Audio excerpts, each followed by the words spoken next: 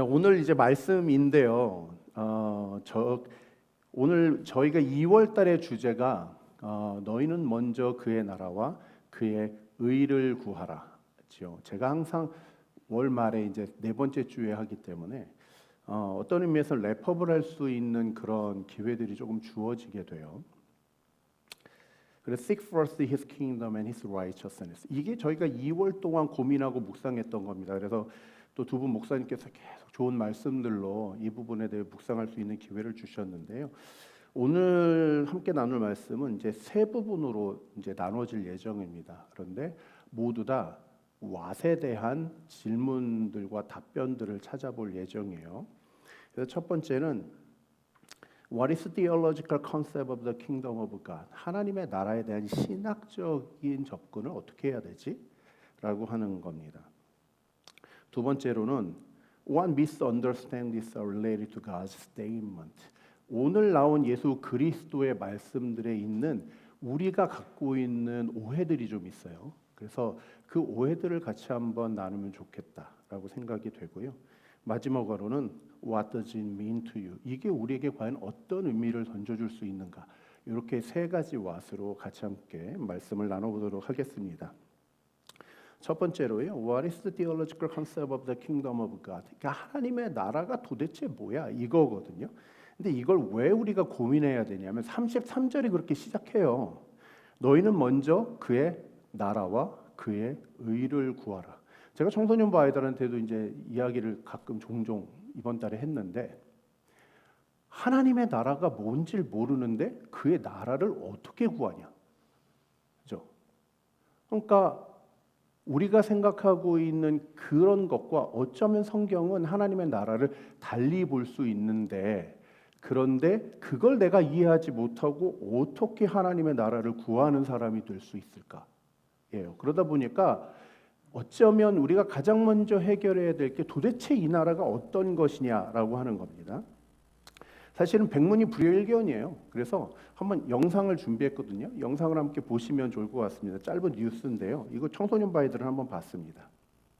도널드 트럼프 미국 대통령이 현지 시간 20일 사회 관계망 서비스에 덴마크령 그린란드와 캐나다, 베네수엘라에까지 성조기를 내건 도발적인 이미지들을 잇따라 올렸습니다.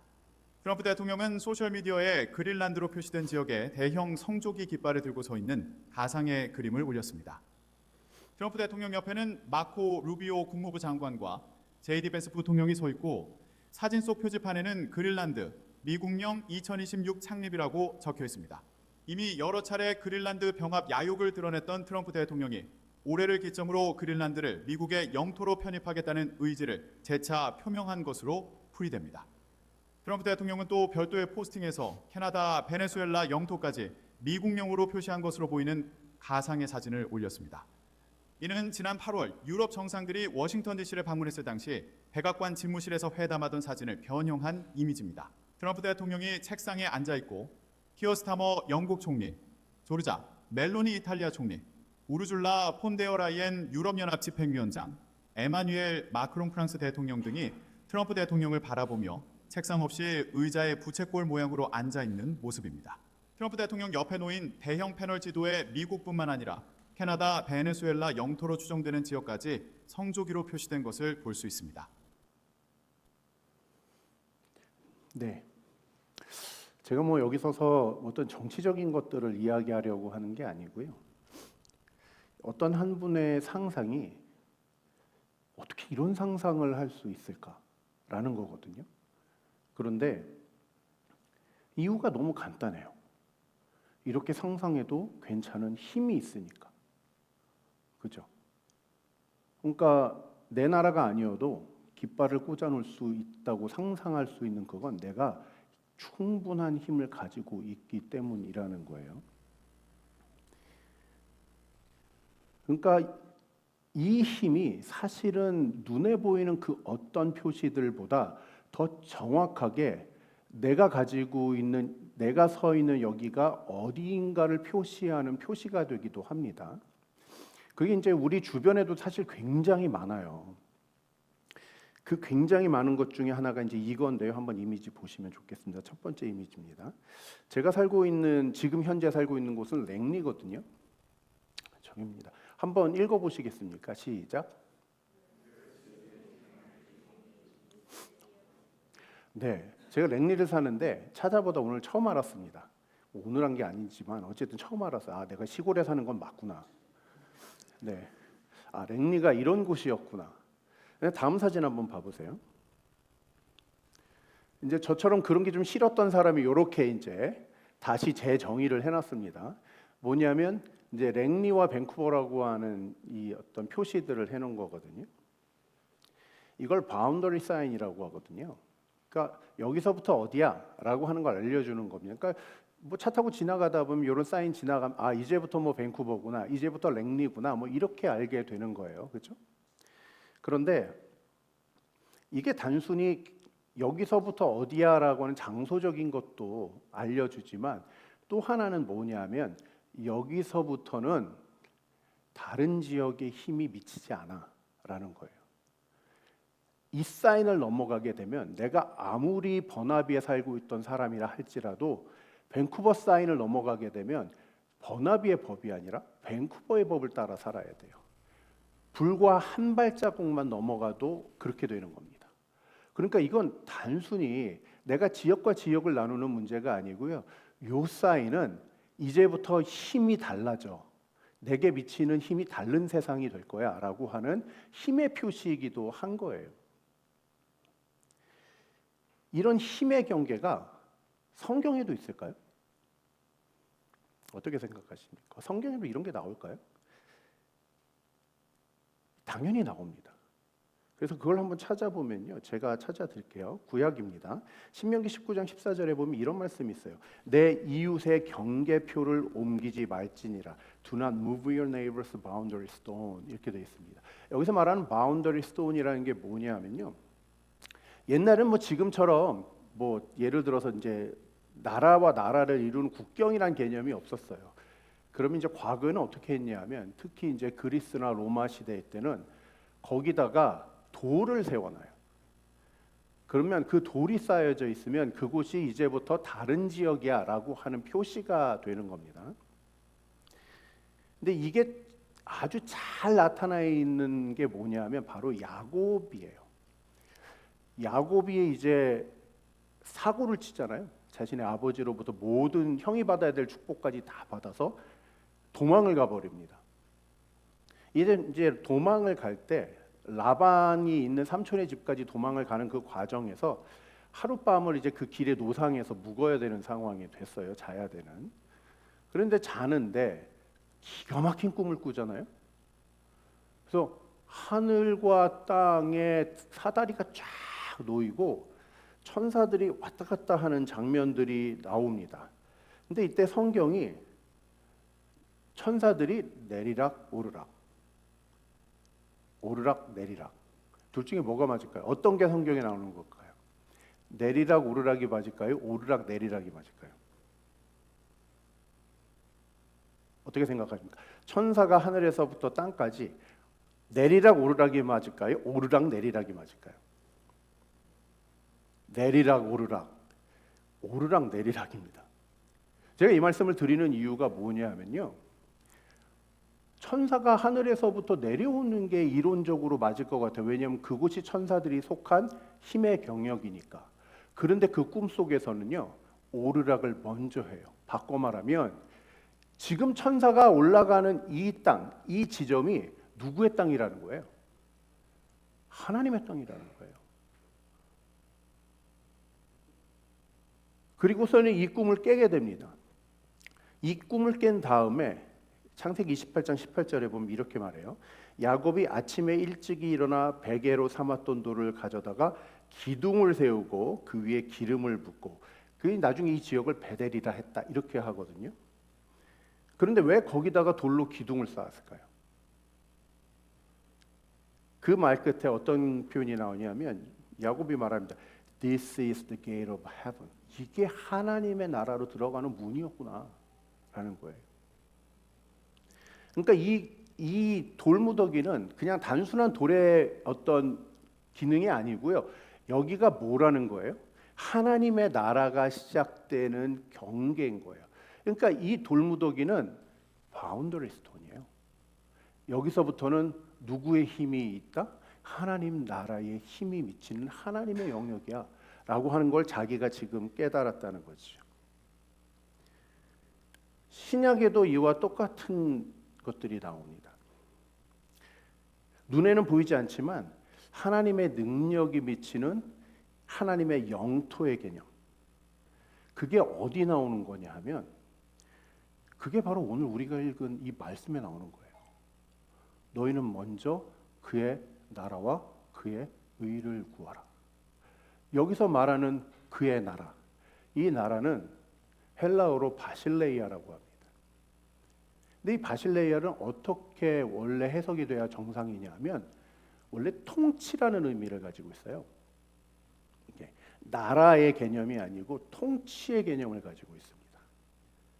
그래서 성경이 이거를 어떻게 번역하냐 하면 NIV는 Seek first His kingdom 이렇게 표현했어요. 그런데 ESV 성경을 보시면요, 아마 성경 갖고 계신 분은 아시겠지만 이게 달리 해석됩니다. Seek first the kingdom of God 이렇게 했어요. 하나님의 나라를 구하라 이렇게. 이 나라는 그냥 단순히 경계와 경계를 말하는 게 아니고요, 힘이 있는 힘의 경계가 존재하는 곳이야 라고 설명하는 거예요. 그리고 이걸 킹덤으로 번역을 했어요. 결국 왕의 힘이 닿는 모든 땅은 다 하나님의 나라지라는 의미가 돼요. 왕의 통치가 있는, 왕의 힘이 닿는 모든 지경은 다 하나님의 나라지라는 거예요. 이 예수님께서 하신 말씀이에요. 그런데 같은 마태복음에서 이 킹덤 오브 갓을 어떻게도 번역을 하냐면 킹덤 오브 헤븐으로도 번역을 합니다. 하나님의 왕국. 이걸 한글이 번역을 해오면서 뭐라고 번역을 했냐면 천국 이렇게 번역했어요. 자, 그러면 여기서 우리가 중요한 질문을 던져봐야 돼요. 천국은 내가 죽어서 가는 곳이 되나요? 그런 의미가 되는 겁니까? 아니에요. 이게 크리스찬들이 천국을 오해하고 있는 부분 중에 하나입니다. 내가 죽어서 가는 곳, 천국. 이승과 저승 이런 식으로 경계를 나눠서 생각해요. 그런데 예수 그리스도께서 말씀하신 천국은 그런 개념이 아니에요.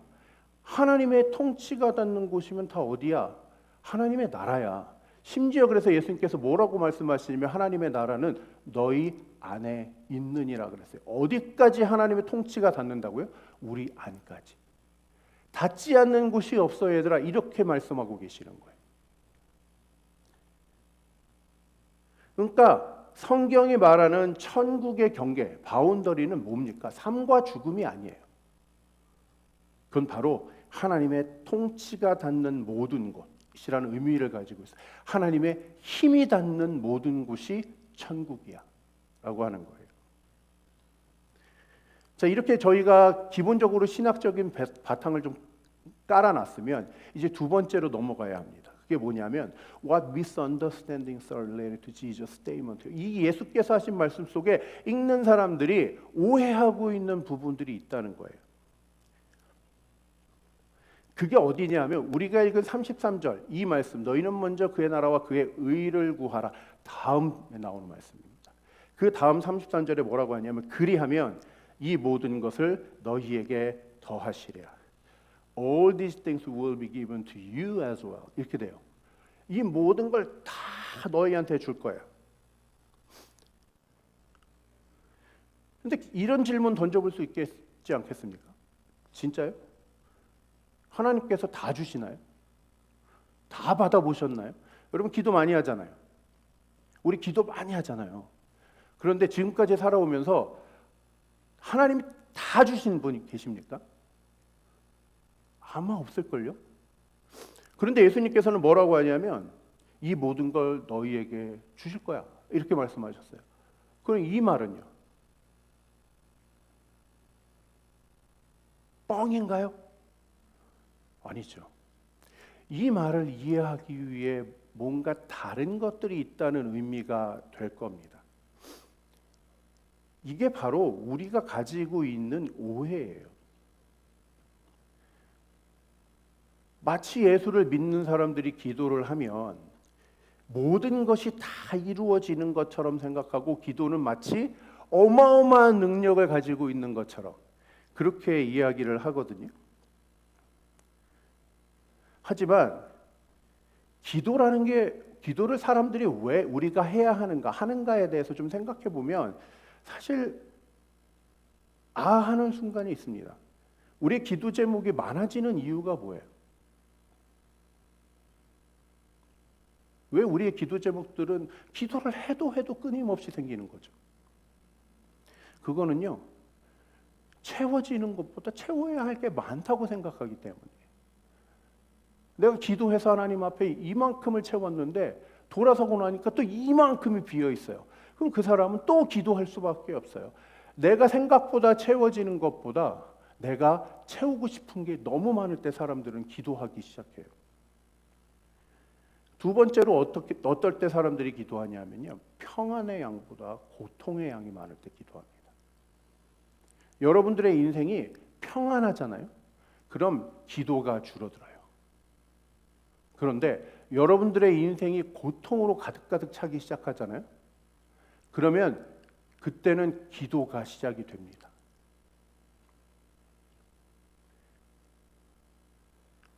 그럼 우리가 아까 얘기했지만 하나님의 나라, 그 통치가 있는 곳에 당연히 기도하는 거는 맞죠. 이건 컨셉이 잘 어울려요. 그런데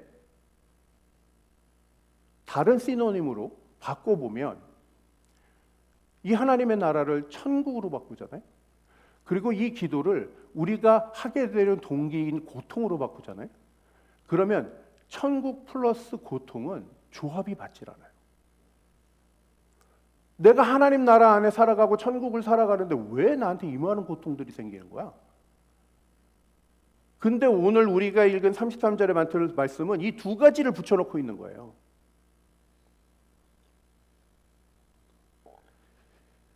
그 이유가 있습니다.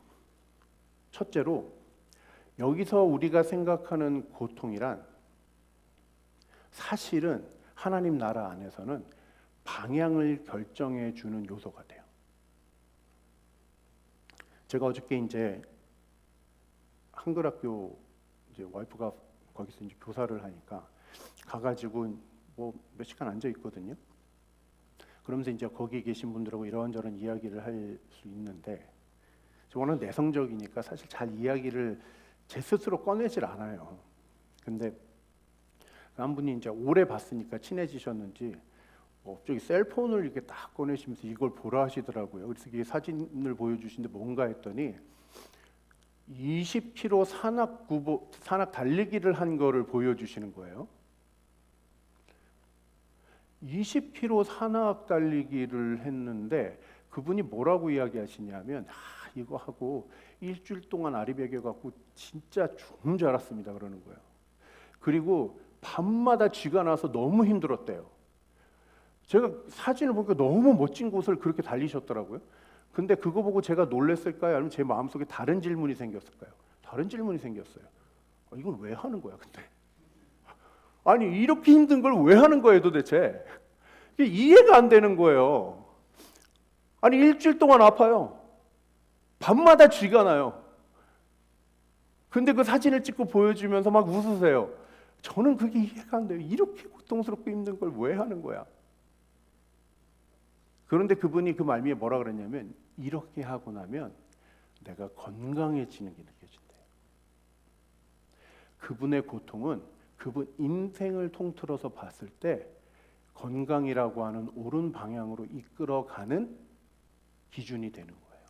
내가 힘은 들지만 그러나 내가 이 힘든 일들을 계속 반복해 나갈 때 내가 더 건강한 삶을 살 수 있어 라고 이야기하는 거예요. 그 말을 들으니까 이해가 되더라고요. 기왕 달리기 얘기 나왔으니까 달리기 얘기 한 가지를 더 하면 저희가 이제 한국 사람들 8월 15일이 광복절이잖아요. 그죠? 근데 이제 매년 8월 15일이 되면 81.5km를 달리는 사람이 있습니다. 이게 누구냐 하면 아마 여러분 다 잘 아실 겁니다. 가수 션이에요. 매년 8.15가 되면 81.5km를 달린다고 해요. 근데 이렇게 달리게 된 이유가 뭐냐면 2020년이 광복 75주년이었나 봐요. 그때 이제 여러분들 잘 아시는 이영표 선수죠. 이영표 집사님께서 션에게 75주년이니까 올해부터는 75km를 달려보는 거 어때? 이렇게 얘기했대요. 근데 가만 생각해 보니까 8월 15일이니까 75km보다 82.5km를 달리면 좋겠다고 생각을 하셨다는 거예요. 그리고 그때부터 매년 8월 15일이 되면 81.5km를 달리는데 이게 워낙 거의 마라톤 거의 2배 가깝잖아요. 그러니까 뭘 하셔야 되냐면 훈련을 하셔야 되는 거예요. 이걸 하기 위해서. 근데 그 훈련할 때 내용이 나오는데 뭐라고 하시냐면 8.15 런을 하기 위해서 연습하는 과정에서 발톱이 6개가 빠졌다 그래요. 똑같은 질문할 수 있습니다. 이거 왜 하는 거예요, 근데? 아니, 발톱이 6개나 빠질 정도로 힘이 든데 이걸 왜 하는 거예요? 이게 이분이 이렇게 뛰는 이유가 뭐냐면 독립유공자들의 자녀들, 후손들을 도와주고 싶어서라고 하셨어요. 국가를 위해 헌신한 그분의 자녀들이 너무 가난하게 사는 걸 지켜보니까 마음이 아파서 내가 이거를 통해 기부금을 모아 그분들에게 작은 집이라도 하나 선물해 주고 싶다라는 거예요. 그래서 뛰기 시작했다는 거예요. 근데 이게 너무 힘든 걸 주변에서도 보니까 심지어는 독립유공자분들의 자녀들도 뭐라고 얘기하냐면 그만큼이면 됐어요라고 얘기했대요. 그러지 말고 8.15km로 바꿔보시는 건 어떠십니까? 그것만 해도 마음은 충분합니다. 이렇게 이야기를 했다는 거예요. 그런데 션이 이렇게 인터뷰를 마무리했어요.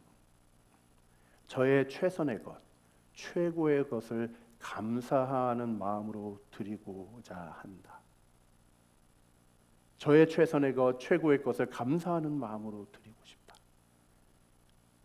이 마음을 드리고 싶어서 81.5km를 달리려고 한다는 거예요. 이 사람에게 고통이라는 건 뭡니까? 이 고통은요, 최고의 감사를 표현하는 방법이에요. 그 최고의 감사가 존재하는 곳이 어디예요? 그게 하나님의 나라예요.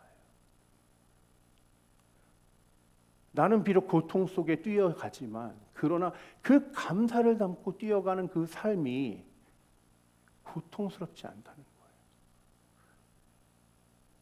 그걸 통해 하나님의 나라 안에 들어가는 경험들을 하게 되는 거예요. 그래서 성경은 고통을 어떻게 해석하기도 하냐 하면 고통이란 우리의 옛 자아를 벗어지게 하는 도전이 돼요. 내가 예수 그리스도를 믿음으로 생기는 고통들이 많습니다. 비근한 예로는 우리 아이들 주일날 이 아침에 나올 때 너무 힘들어요. 그냥 고통이에요. 그냥 아침에 일어나면 얼굴이 이렇게 찌그러져가지고 몇 시간 못 잤어요. 너무 피곤해요. 이러고 나와요. 그런데 주일날 여기를 나와야 하니까, 예배를 드려야 하니까 그 고통을 견뎌내는 거예요. 그 고통을 견디면 작은 거지만 어떻게 되겠습니까? 이 아이들의 마음속에 있는 옛 인간의 습성들과 그리고 모습들이 조금씩 하나님의 은혜 속으로 나아가면서 벗어지게 돼요. 고통은 우리에게 그렇게 하나님의 나라를 향해 나아가는 방향을 설정해줘요.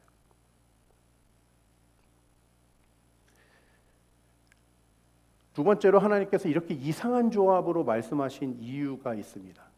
하나는 고통의 옳은 방향으로 우리를 이끌어가는 그런 요소로서 이 두 가지 조합을 만드셨다면 또 다른 하나는 뭐냐면 기도해야 하는 우리의 고민과 고통이 내 기도 제목이 아니고 너희들의 기도 제목이 아니고 내 기도 제목이야. 너희들이 이룰 게 아니라 내가 이루는 거야 라는 걸 알려주고 싶어서예요. 이게 무슨 소리죠? 아까 하나님의 나라는 뭐라고 말씀드렸냐면 통치라고 했습니다. 그런데 이 통치는 민주주의 국가가 아니에요. 성경은 뭐라고 표현했어요? Kingdom of God이라고 했어요. 왕의 통치가 닿는 거예요. 그러면 우리는 지금 그 왕국 안에 살아가는 백성인데 이 백성들이 너무나 고통스러워요. 날마다 왕에게 하소연을 하는 거예요. 내가 너무 살기가 힘들다고. 그러면 생각해 보면 간단합니다. 이 문제를 내가 해결할 수 있어요? 내가 아무리 기도한들 내 스스로 이 문제의 해결이 가능합니까? 아니에요. 이건 이제 왕이 나서야 할 차례가 되는 거예요. 그런데 왕이 나서려면 한 가지 전제 조건이 필요해요. 내가 그 나라의 백성이 되어야 해요. 내가 그 나라의 법을 따르지 않고 있다면 그러면 하나님은 절대로 나를 위해 움직여 주실 수가 없어요. 그래서 이 말씀은 통으로 하나 묶여 있게 됩니다. 너희는 먼저 그의 나라와 그의 의를 구하라. 그리하면 이 모든 것을 너희에게 더하시리라. 네가 아무리 고통스럽고 힘들어도 너는 나에게 기도할 수 있어. 꼭 기도해야 돼. 그러나 한 가지가 중요해. 네가 기도할 거면 내 영역 안에서 네가 기도한다면 그 기도에 대해서 전적으로 내게 맡겨야 돼. 네가 하고 있는 그 기도는 기도의 순간부터 더 이상 너의 문제가 아니야. 그건 이제 내가 해결할 거야. 라고 하는 거예요. 그런데 크리스찬들은요, 기도하면 모든 소원이 이루어지는 것처럼 본문을 이해를 해요. 큰 오해가 되는 거죠. 그래서 이 말씀을 마치 소원을 말해봐 이러는 것처럼 뭐든지 하나님 앞에 소원을 빌면 되는 것처럼 생각을 해요. 아니에요. 항상 전제 조건이 있어요. 내 고통과 기도 제목을 하나님께서 해결하게 해주실 수 있는 전제 조건, 그분의 통치 안에 들어가셔야 돼요.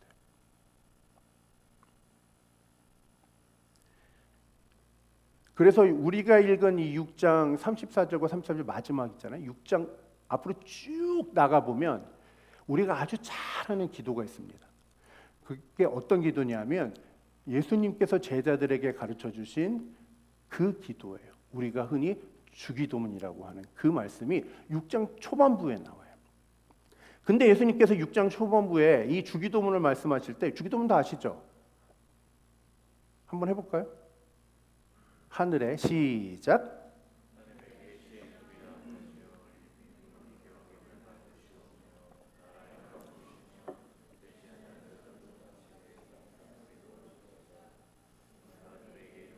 거기까지면 됩니다. 하늘에 계신 우리 아버지여, 이름이 거룩히 여김을 받으시오며 나라가 임하시오며 뜻이 하늘에서 이룬 것 같이 이 땅에도 이루어지이다. 예수 그리스도는 기도할 게 많으셨던 분이실 거 아니에요? 제자들에게 가르쳐 줄 때도 너희들은 기도할 거 참 많을 거야 알고 계셨던 분일 겁니다. 그런데 그분의 주기도문은 우리들에게 무엇부터 구하라 이야기하냐면 먼저 그의 나라와 그의 의를 구하라고요. 하나님의 의를 구하라고요. 하나님의 나라를 구하라고요. 그렇게 이야기. 무슨 소리예요? 그분의 통치를 전적으로 신뢰해야 돼 라는 거예요. 자, 그럼 이제 우리가 세 번째로 넘어가는 겁니다. 이게 도대체 우리에게 무슨 의미가 있는가? What does it mean to you? 이게 도대체 무슨 의미가 있는 거예요? 내가 하나님 나라에 들어가고 기도 응답을 받고 좋습니다. 그런데 이게 도대체 실질적으로 어떤 의미를 우리에게 던져주는 거예요? 우리가 이걸 어떻게 해결해야 돼요? 매일 오늘부터 이제 하나님 나는 하나님의 백성입니다. 오늘 기도할게요. 이러고 시작해야 되는 겁니까? 근데 오늘 본문은 아주 구체적으로 어떤 것이 증거인지를 보여주고 있어요. 내가 하나님의 나라의 그 법을 잘 따르고 있다는 증거, 또는 내가 그걸 잘 하지 못하고 있다는 증거, 그게 뭐냐 하면 바로 염려입니다. 염려. 27절입니다. 제가 읽어드릴게요. 너희 중에 누가 염려함으로 그 키를 한 자라도 더할 수 있겠느냐, 이렇게 얘기해요.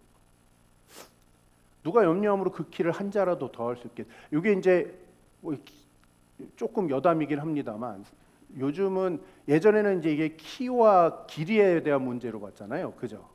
아마 다 그렇게 이해하실 겁니다. 근데 여기 한자가 규빗인데 이게 실제로는 거의 45cm에서 50cm거든요.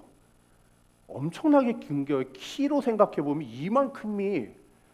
근데 솔직히 여러분 생각해 보시죠. 내가 걱정이 많아요. 나는 왜 키가 이렇게 안 크지?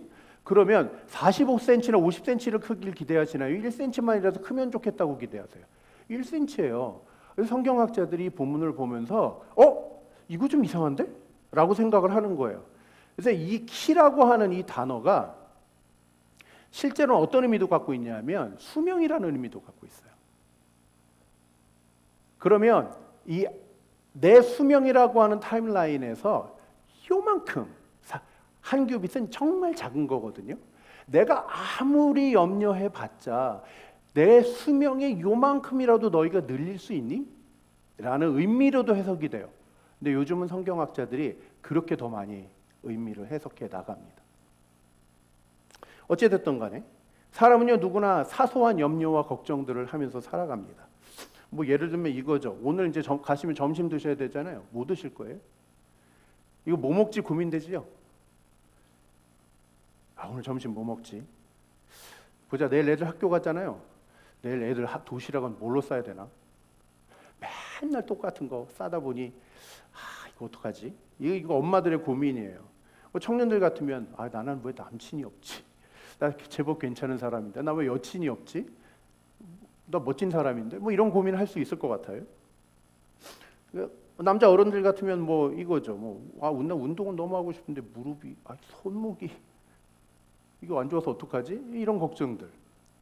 뭐 예를 들면 뭐 골프 좋아하시는 분들은 파4 홀에서 맨날 뭐 더블 트리플 보기를 하고 있어요. 나 도대체 왜 이러는 걸까? 뭐가 문제지? 뭐 이런 거라든지. 뭐 아니면 뭐 운동 좋아하시는 분들 뭐 이제 예배 끝나고 나 짐에 가야 되는데 와이프가 허락을 해줄까? 뭐 이런 거. 이런 사소한 걱정들 많이 하잖아요. 그런데 성경이 말하고 있는 이 염려가 이런 걸까요? 그러면 우리 이런 염려하면 안 됩니다. 근데 감사하게도 성경이 말하고 있는 염려는 이런 염려가 아니에요. 이런 걱정은 좀 하시면서 사시면 좋겠습니다. 그래야 발전이 있어요. 근데 성경이 말하고 있는 이 실질적인 염려는요, 이걸 성경이 현재 분사형으로 썼어요. present participle 썼습니다. present progressive예요. 계속적이고 반복적인 거예요. 끊임없이 걱정하는 상태. 하고 또 하고 하고 또 하고 끝없이 염려하고 걱정하는 상태를 이야기해요. 근데 이게 한국 사람들은 너무나 잘 알고 있는 거예요. 이런 말씀 들어보셨습니까? 걱정도 팔자다. 이 말씀이에요. 여러분 팔자처럼 걱정하는 분들 있잖아요. 또 이러면 또 얘들 몰라요. 팔자가 뭐야? 넘버 8? 이러고 있을 거예요 또. 그죠? 이게 war is part of life, part of fate 뭐 이런 의미가 돼요. 그러니까 내 운명 같은 사랑을 하는 게 아니라 내 운명 같은 걱정을 하고 살아가는 거예요. 매일같이. 그걸 지금 예수님께서 말씀하고 있는 거예요. 이런 염려들, 계속적으로 하는 염려들이 무슨 의미가 되는 거냐면 내 삶에 하나님의 통치를 거부하게 돼요. 왜요? 하나님께서 하시겠다 했는데 그럼 맡겨드리면 되잖아요. 그걸 내가 맡겨드리지 않고 뭘 하고 있냐면 계속해서 고민하고 염려하고 걱정하게 되는 거예요. 그러니까 이 사람은 지금 정확히 하나님의 통치를 받고 있느냐라고 하면 maybe not 이렇게 되는 거예요. 더 중요한 사실은요. 이 염려들이 결국 어떻게 되냐면 그래도 내가 할 거야. 그래도 내가 할 거야. 고집으로 바뀌어요. 나는 이 운명 같은 고민들, 염려를 내가 내려놓을 수가 없어.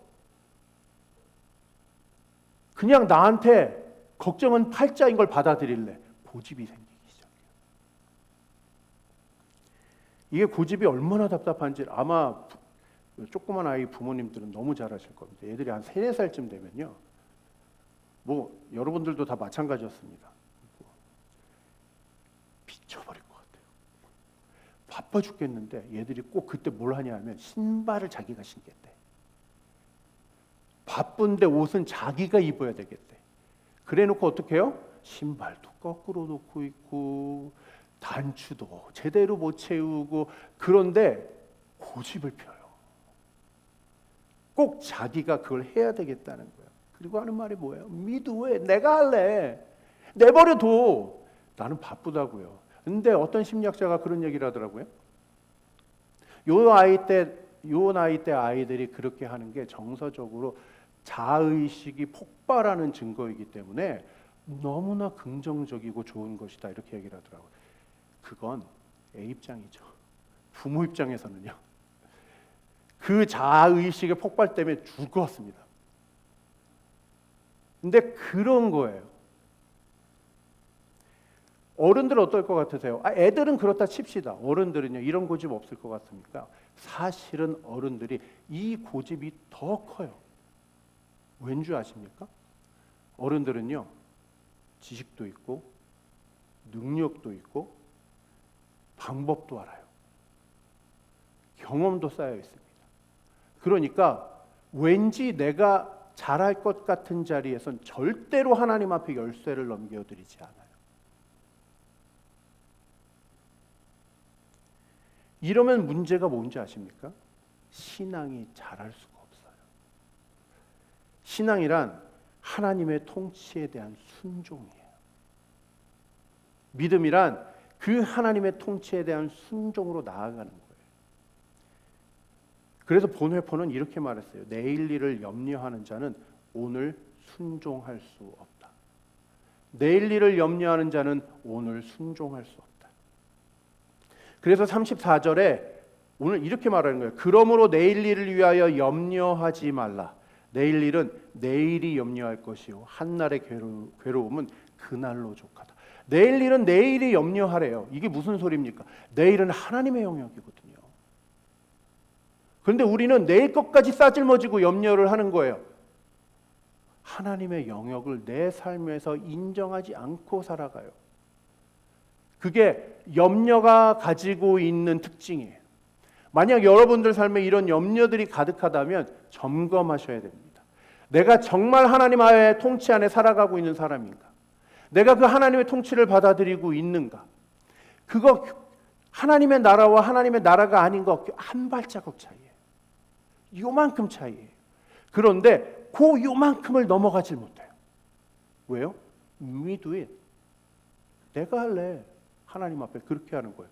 하나님 속이 좀 터지실 것 같죠? 이런 사람들을 어른아이라고 불러요. 몸은 어른인데 살아가는 고집은 아이처럼 피우니까. 이제 말씀을 정리해야 될 것 같습니다. 혹시 여러분들 미드잇 외쳐보신 적 없으세요? 나는 내 힘을 의지하고 살고 싶어 라고 생각해 본 적 없으세요? 이 미드잇을 갓두잇으로 바꾸셔야 돼요. 그게 통치예요. 그게 천국을 경험하는 삶이에요. 그냥 한 가지 오해를 하시면 안 됩니다. 그게 뭐냐면 내가 할 수 있는데 모든 걸 하나님께 맡겨, 이런 개념이 아니에요. 생각해 보세요. 내 딸이 4살짜리 딸이 냅두면 신발 신을 수 있어요. 그런데 부모가 그걸 하려고 하는 이유가 뭐예요? 해주겠다고 하는 이유가 뭐예요? 너는 못할 거의 개념이 아니에요. 너는 할 수 있어. 그런데 누가 더 잘해요? 내가 더 잘해. 이 개념이에요. 하나님 앞에 미드잇 외칠 수 있어요. 내가 하고 싶습니다, 하나님. 그러니까 하지 말라는 게 아니에요. 어떻게 하라는 거예요?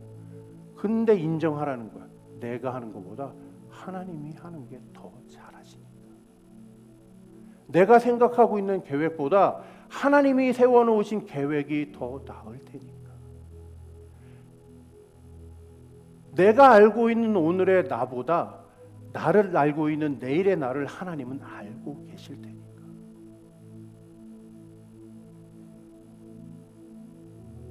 그래서 하나님께서는 천국에 들어온다면 맡겨줘. 너는 내 백성이니까 내가 할게 라고 이야기하시는 거예요. 너희는 먼저 그의 나라와 그의 의를 구하라. 그리하면 이 모든 것을 너희에게 더하시리라. 내가 할게 라는 하나님의 음성이 됩니다. 바라기는요, 제발 내 인생의 신발은 하나님, 아버지신 하나님께 신겨줄 수 있는 그런 통치를 받는 우리가 되면 좋겠습니다. 고집 피우지 마시고요, 하나님 더 잘하시니까 맡겨드리겠습니다. 전적으로 하는 건 전 어떻게 하는지 모르지만 작은 것부터 하나님께 맡겨드릴 수 있도록, 염려를 내려놓는 훈련을 하는 것에서부터 하나님께 나아갈 수 있도록 그렇게 하나님 하겠습니다. 그걸 고백할 수 있는 저희 모두가 되셨으면 좋겠습니다. 아멘. 우리 같이 함께 하나님 앞에 찬양할까요?